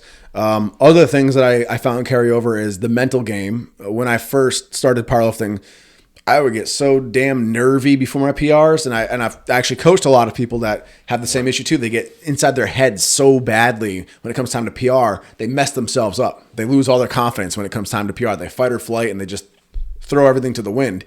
So you have to really master that mindset, that confidence. You have to kind of channel those nerves and that fear in a productive way to stay grounded when you lift. So it's like you got to get controlled rage, not just fight or flight rage going. And I found that with anything, with business endeavors, with anything, things that are really, really scary, you got to really work to get your mind around that fear by following. And a thing that my old coach used to tell me is just trust the programming. When it came time to PR, that's a lot of weight. I don't know if I have it. Just trust the programming. You just spend X amount of time training for this. Just trust the programming. Do exactly what you've been doing. And that would work. And it's the same thing with business too. Whenever you get nervous about something or doubtful about something, just trust the process you've been following.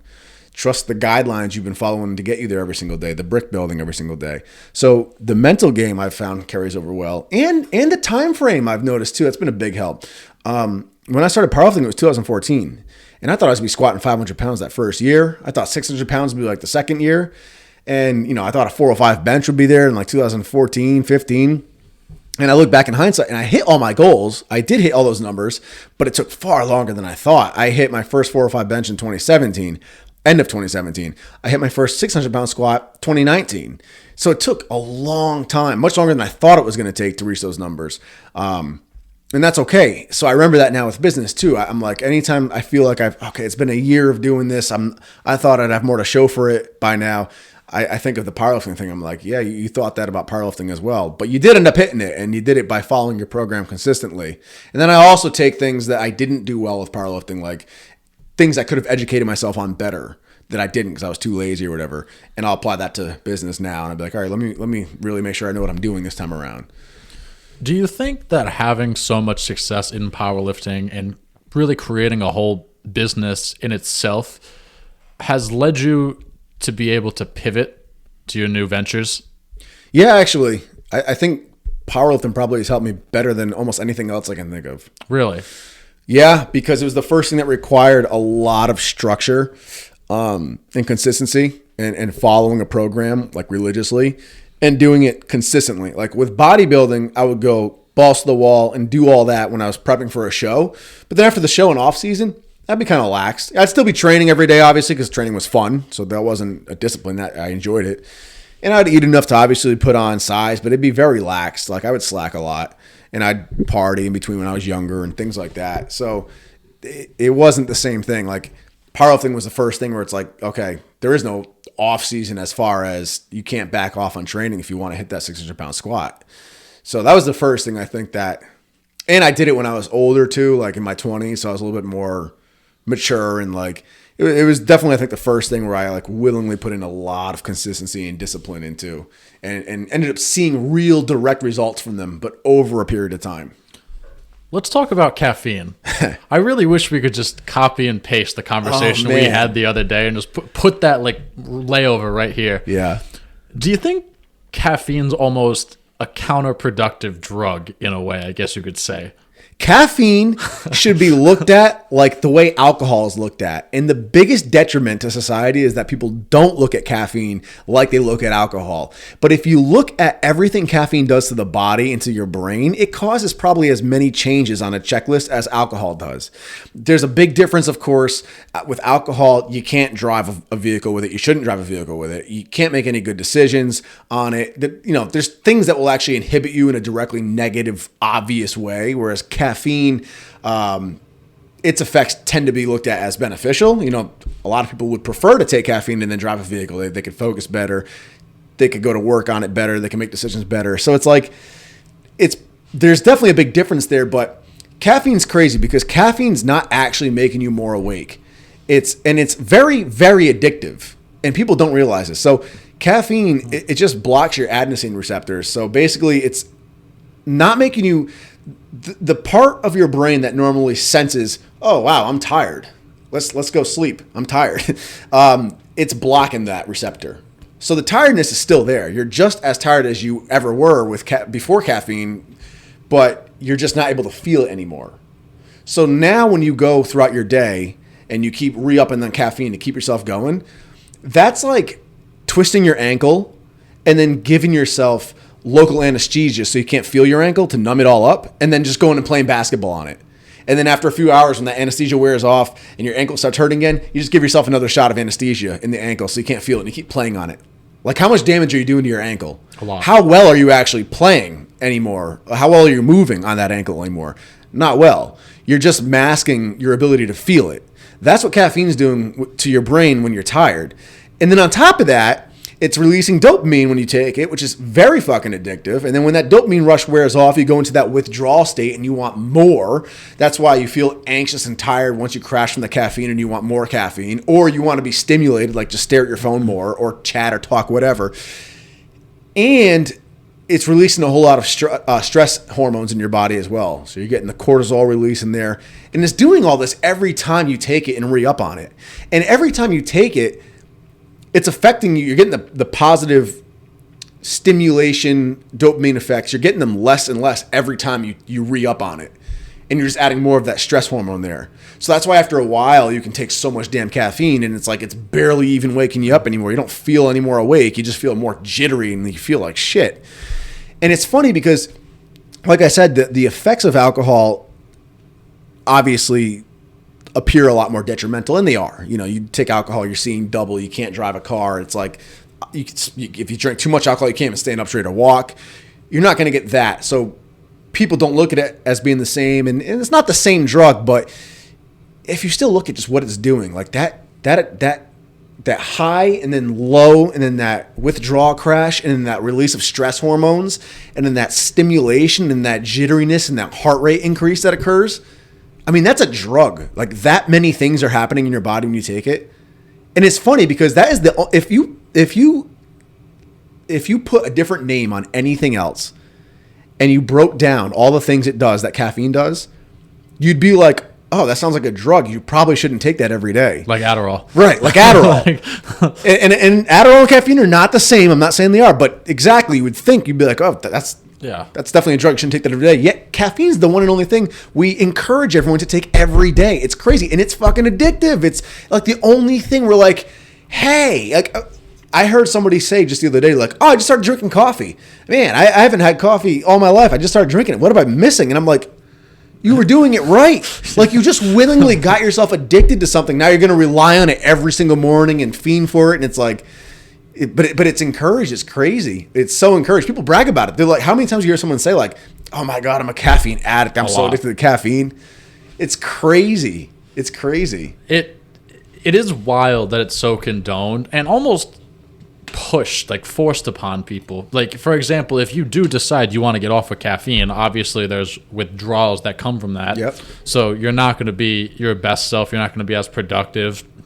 And obviously there's the argument that those things are only temporary and you just need to essentially suffer through it for a couple of weeks.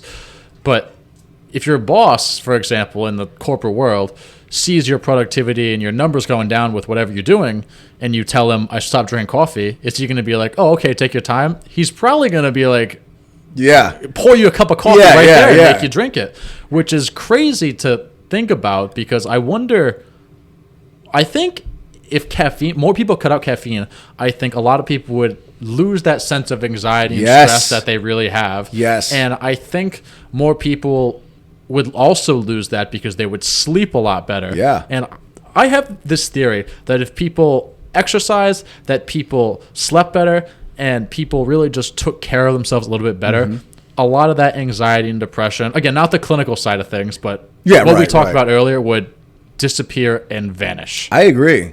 It's crazy, man. Like, this thing you take every day, if you stop taking it, you're telling me you're going to get a headache, confusion, tiredness. You're not going to be able to function as well. You might get into a car accident.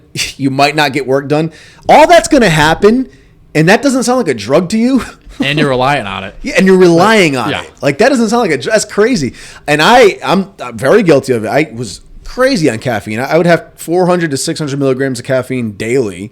I'd have 250 milligrams in the morning. I'd have an energy drink at 200 milligrams more later on to pick me up in the afternoon.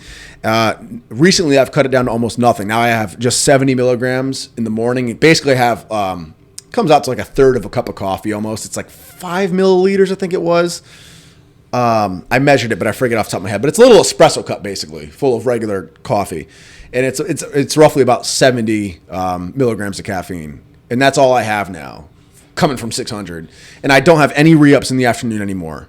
And I found, man, that afternoon crash doesn't really happen. Like, when I first started cutting it down, I still have a full cup of coffee, 100 plus milligrams of caffeine. And I would get a little bit of that caffeine crash later in the afternoon. And I'd find myself wanting more caffeine. I'd be like, oh my God, I'm so sluggish, I need more. And then I'd notice when I had more, it's like, yeah, it picked me up for a second, but I'd also feel more anxious. I'd need stimulation a lot more. I'd be scrolling on my phone a lot more. Like, I would just need constant stimulation a lot more. I'd be a lot more restless. Couldn't watch TV as well from that second cup. But what I noticed is when I cut it down to like a half a cup of coffee, almost nothing from where I was coming from, it'd be enough to get me, like, pick me up in the morning, get the dust out of my eyes. But I wouldn't go off the wall. And because of that, I didn't have this big crash either. And I never crave caffeine in the middle of the day anymore. And the difference I felt is phenomenal in my quality of life throughout the day. Oh my God. Less anxiety, better sleep, instant sleep, happier, better mood throughout the day, less need for stimulation, more self-control over every little thing. It's crazy. I've noticed that I can just deal with almost adversity and stressful situations better the less caffeine I have. Yeah, same. Like, for example, if something gets, I don't know, I got to redo something, I get this project I got to work on, like, whatever the case may be, you can use your imagination. If I'm like three cups of coffee in or more, I'm just like literally the sky is falling. Like, literally this cannot happen. Yeah. But if I'm 1 cup of coffee, I'm much more relaxed. I'm like, all right, this isn't ideal, but let's it's going to suck, but let's sit down and think about this rationally and how we can get through this and get to the bottom of it. And I wonder how many other people are like that in the world. Yeah, it's sneaky too. It's sneaky because like caffeine creates anxiety, and anxiety drains you. It makes you feel tired. So most of the time in the afternoon, when you think you need that caffeine pick-me-up, it's usually because the caffeine you already had is creating this draining anxiety and you're crashing off of it now. So actually having more caffeine is the worst thing you could be doing. But people continue to drink more caffeine. Yeah, because it's an addiction. And going through that withdrawal in the middle of the day, and that's what it is, withdrawal. Going through that withdrawal in the middle of the day, that caffeine crash is fucking rough. It's almost like kind of, we're going to transition to this in a second. It's kind of like alcohol when you day drink and you get hungover the same day. Yes. It's kind of like the same thing with caffeine when you get that caffeine crash in the middle of the day. Like you can either have more alcohol or more caffeine to make that go away. It is that. And they actually, I learned this just recently that when you do start sobering up and you get that kind of crashy hangover feel, that's actually withdrawal in your with alcohol too. Like when you day drink and you start feeling like shit and the headaches coming and everything, that's withdrawal. Even if you're not addicted to alcohol, that's still just like a temporary withdrawal from that alcohol. That's why hair of the dog works, because it's reintroducing it back into your body. So that's actually a great example. It's exactly what it's like. Now let's talk about alcohol that Lee brought up. So both for fitness and general people, like, because obviously you've had to go through fitness and alcohol in a correlational aspect. How would you recommend people that are involved in the fitness industry, maybe they want to compete in bodybuilding or even powerlifting, how would you recommend people balance that? And then how would you recommend people balance alcohol for just general fitness people, general day-to-day life people? If there's a difference. Yeah, that's a tough one as far as like, I don't know if I'm in a position to recommend it because I'm not sure what exactly the right answer is. I think as someone who loves alcohol, I have a pretty good balance on alcohol, but I definitely enjoy it. But I objectively think, less alcohol is better for everyone. If you can cut it out, that's all the better. So, I mean, ideally, like what I do now is I pretty much only drink on Saturday, which is our date night. Ariana and my date night, we do a movie and wine and stuff like that. And I'll drink enough to where I'm not getting behind the wheel of a car, but I'm not drinking myself into an oblivion. Like I'm not blacking out. I'm not puking. Like, it's a responsible, classy, drunk. And that's how I do it. But that can be a slippery slope too, because, and I've been guilty of this, if you enjoy drinking and indulging, it's like, okay, you don't drink all week, you don't touch it. Finally, Saturday's your night. You might go too hard on Saturday. Right. And binge drinking like that is really bad. Like that's a lot of damaging effects with binge drinking too. And I'm not on any high horse. I've done that a ton. So that's something you got to be careful on. With fitness, a lot of people would stick to, the clear liquors, tequila, vodkas, and just get it mixed with like a seltzer, soda water, or like a diet soda for calorie sake. So if you're worried about it for calorie sake, that's the best way to go. And again, you can always designate like a certain day where you allow yourself to kind of have that. And the extreme people would even cut out some of their carbs that day to allow for the calories from the alcohol in. Of course, that gets dangerous because now you're on an empty stomach. But also, again, it's like now you're dealing with stronger liquor too, stronger alcohol content, way easier to overconsume and binge drink and get wasted, which again is not really healthy. So, obviously, I think the moderation is always the best. So like if you can just kind of be mindful and exercise self-control and like, if you don't like setting certain days, you just like having it when it's there. Like if you go out to dinner and you decide you want wine with dinner and you can keep to just a 2 glasses of wine, that's the best way to go. Let's just balance right there. If you're like me and you want to designate a day, just try to be a little mindful of how much you're drinking. Realize letting yourself go nuts on that day is not the healthiest move to do. So I can't, ideally less alcohol is better and moderation really is key. I think that should just be the only thing I recommend is just try to really get it into moderation, balance, and less is more. I feel like people do this thing, dry January, and I feel like it's along the lines that what you said, like you end up just relapsing and drinking way too much. Yeah. And I go back and forth with it because obviously taking a break from alcohol is never a bad thing. But at the same time, if you're going to take a break from alcohol and then drink less than you did before, okay, I'm for it. But Yeah. if you're just like, I'm just going to do it to take a month off of drinking and then just jump right back into it, it's like, that's like a kid in a candy store. Like, that's usually not going to be the best benefit for you. That's literally how I developed a binge eating problem from dieting. I would go on these stretches where I go crazy dieting, and I'd be holding on just to eat whatever the hell I wanted after I was done dieting. So yeah, I think you're right. I think if you just do this for like a challenge, like a no fat for this month challenge, it's like you're just gonna go nuts at the end of it. That's not good. But yeah, like you said, if you're someone who already has pretty good balance with it, like you're not an alcoholic, that's a different story. If you're an alcoholic and you really want help, then obviously you're gonna need to go get professional help. But if you're someone who has pretty good balance and maybe you're just thinking like, I probably drink more than I need to. I want to cut it off. I want to see, how I feel a month of no drinking. And then you do that, and it's not that hard for you. And then once the month is over, you decide like, okay, yeah, I like that. I'm just going to stick to only having a couple of beers on a Saturday now. And you can actually do that. Then that's awesome. I've basically cut drinking down to almost nothing, and it's interesting. It's like I don't know why, but there's nothing I've enjoyed more lately than waking up really early on a Saturday morning and editing or reading or going, well, not running too much because it's like 10 degrees outside, but doing things to almost work on myself. For some reason, that just makes me beyond happy. Yeah. And it's weird because I never thought I would get to that point in my life, but I have in some crazy way. And I think it goes back to that dopamine hit, and dopamine and just being really manipulated into drinking. Like you feel like that almost like pressure, like that peer pressure from your friends, because it's like, hey, we're going out, do you want to come? It's like, I do want to come, but I don't want to drink. I guess I'll drink because I do want to go and do something and get out of my house. And I think it really just goes back to that. And I feel like if people just almost suffer through that pain, you probably see people drinking a lot less, and you probably see people a lot more successful. They keep it to like, the weekends or even just one day a week. Yeah, exactly. Well, you said it. You just got to be able to sit with the pain. Yeah. Which is tough. It's hard to do. But 100%. You got to remember at the end of the day, the pain can't hurt you. So it's like, just sit with it. All right. Last thing I got for you here. I heard Lex Friedman ask this on his podcast, and I thought you'd be a good guest to introduce this question to. What is the meaning of life? Oh, God. I don't know. Obviously, there's no right answer. Yeah, no, right. That's an interesting question. You said you read the document. Yeah, but I didn't get to that part. I sent it to you in a text. I was too stimulated. Too much caffeine. Yeah, I could have prepared for this one. I still don't know the answer. I think the meaning of life. I'm going to start off by saying I don't know what the actual answer is, if there's an actual real answer. Oh, no one does. I think the best anyone can do is to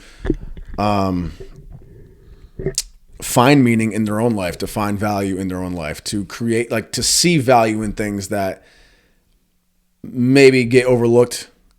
Like, it's very easy in this world to like write off everything. Like, that's not important. That's a stupid tradition. That's a stupid activity. It's not that. But to instead slow down and really appreciate the act of every little thing you do in life. Like you said, you enjoy waking up and doing little things. These are little things that you could very easily say, like, that's stupid. You get enjoyment about rolling over and going on the computer. Like, but finding enjoyment and value in those little things, I think, is key, because life really is perception. At least that's what it seems to be. Reality seems to be perception. So it's however you perceive things is going to be your reality. So, life can seem very bleak if you look at it like that. Like, everything's meaningless. Everything's, you're nihilistic. Nothing really matters. If you look at everything very negatively, then life's going to be very negative for you. And if you're still trying to look for things in a positive way, but you're unable to sit with yourself and just be still and really enjoy life as it is, like you need that constant stimulation, then you're going to feel very unfulfilled and unsettled. So I think the meaning of life would probably be to just try and find value and meaning in life as it is right now in this minute. I feel like I agree a lot with what you said, and I feel like the meaning of life is to ultimately be happy in whatever way you really want to be happy. Enjoy day-to-day life, whether that is running a business, whether that is creating content, whether that is day trading, or if that is going to a job every day and being able to turn your brain off. find what makes you happy, find what you want to do and what you won't mind doing every single day for the rest of your life, and not say, yeah, it's tolerable. I mean something you actually genuinely enjoy, that you say when you wake up, like, oh, I get to work on this today, I get to do that today, I get to find out this today, I get to learn this today. Something that makes life encouraging and content. And then once you find that, putting yourself around people that are going to help you take that to almost another level, so you'll be even more happier, whether that's friends or a partner or whatever the case may be. That's my take on it. I like that. I think that's a good goal for everybody to do. And I would definitely say that's involved in my idea of the meaning of it too. I think for myself, I would probably just go one step further from there. I think that'd probably be my first step right there. Do exactly what you just said. But then from there, take it a step further, because happiness in itself is fleeting. Happiness is just another emotion, like sadness and like anger. So that can be a slippery slope, I think, to try and chase happiness all the time. That can lead to chasing dopamine, because happiness is fleeting. It's a direct reaction from an experience, and you're not going to have happiness 24/7. And same thing with finding things that make you happy. A beautiful goal that everyone should strive to do. But again, it can be a little dangerous if you're trying to chase those for happiness, because you end up identifying with them accidentally. So, if happiness for you is weightlifting or something like that, say you get into a bad accident one day and you're paralyzed and you can't lift anymore. Beethoven, his thing was music. He went deaf. Then what do? Basically, if something happens out of your control and you can no longer do the thing that's making you happy, you're not going to be very happy anymore. And then what's the meaning of your life?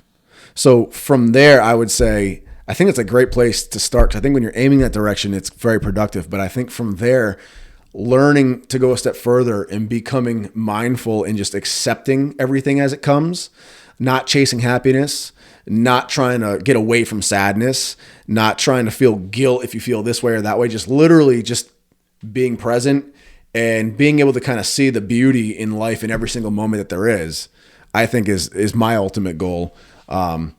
It doesn't mean you're not going to feel things, but it's like when you feel them, you get to realize that it's almost a beautiful thing. If you feel sad or upset, it's like, wow, I get to experience this emotion. It's just another emotion coming through. It's the experience of life. So I know that sounds kind of like deep and past the blunty, but I think it's I think that takes it one step further. It makes it a little bit less situationally based, I guess you could say, circumstantial based. I like that. It's such an interesting question because it's so open-ended and there's really no right or wrong answer. Right, yeah. So, I don't know. I kind of wanted to ask that, kind of see your take on it, and I'll probably ask it again more going forward. Anyway, Nick, good sitting down with you. Thanks for doing this again. I'll make sure to link all your stuff down in the description box down below, as well as Ariana's blog article once you send that to me. Heck yes. Thanks for watching, guys. Like and subscribe, and until next time.